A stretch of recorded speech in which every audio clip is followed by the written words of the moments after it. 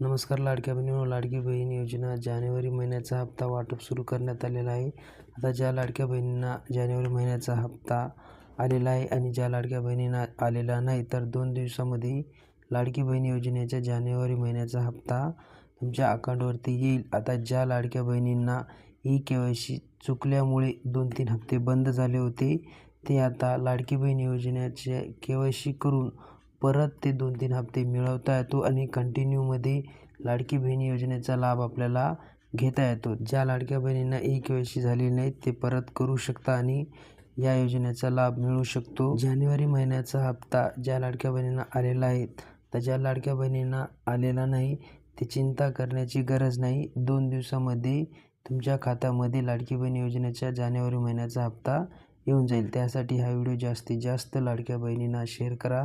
भेटूया पुढच्या व्हिडिओमध्ये नवीन माहितीसह. तोपर्यंत जय हिंद, जय महाराष्ट्र.